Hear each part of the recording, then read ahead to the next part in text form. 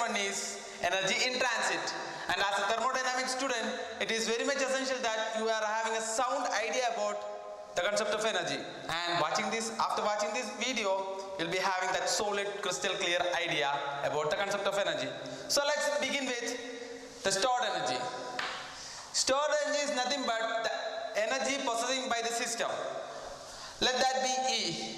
Consider the water inside this bottle is my system, and water bottle is nothing but my boundary, and everything external to it is surrounding, right? So this is my system.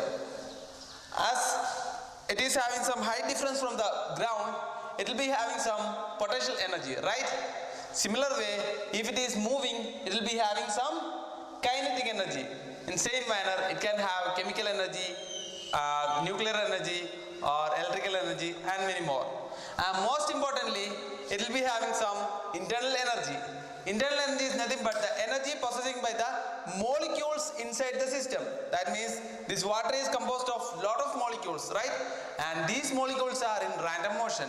As a result, they will be having some kinetic energy as well as potential energy. That is, even though my system is in stationary position, the molecules will be in random motion. So as a result, it will be having some kinetic energy as well as potential energy. So the total energy possessing by this system, that I am taking it as E, can be written as the sum of kinetic energy, potential energy, and internal energy.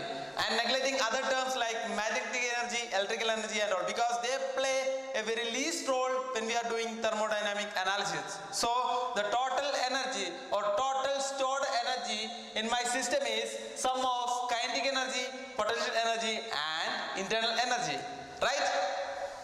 Now before moving further, I want to tell you something.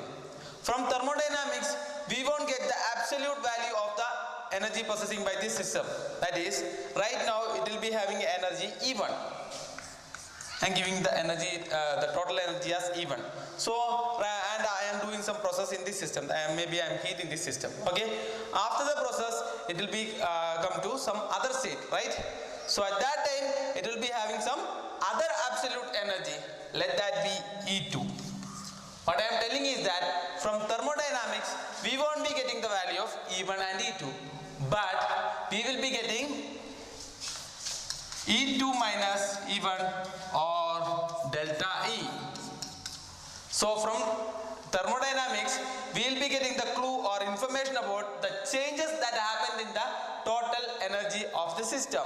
And most importantly, that is important from thermodynamic point of view or any engineering applications. So we are interested in change in total energy. So change in total energy comes to be sum of change in kinetic energy, change in potential energy and change in internal energy, right? So I am writing it as change in kinetic energy, change in potential energy and change in internal energy. Am I right? Okay. Now comes the interesting part.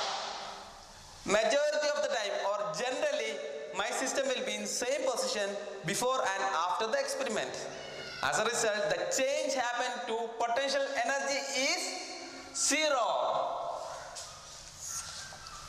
Same manner, my system will be generally in stationary position. As a result, the change in kinetic energy also comes to be 0. But this won't be 0. That means the total change happened to stored energy is nothing but change happened to internal energy. So hereafter we will be taking change in total energy is equal to change in internal energy. Is that clear? So change in total energy is nothing but change in internal energy. Okay, now we will go to the grand concept, that is energy in transit. I said we are going to the grand concept, that is energy in transit. And I said it is grand concept because it is that much beautiful, and we'll see when we are going through that video. Okay? Generally we can say all forms of energy that cannot be stored inside the system can be said as energy in transit.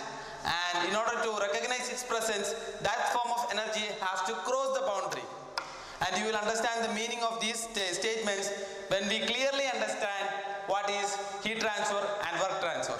Yes, there are two forms of energy in transit or energy transfer.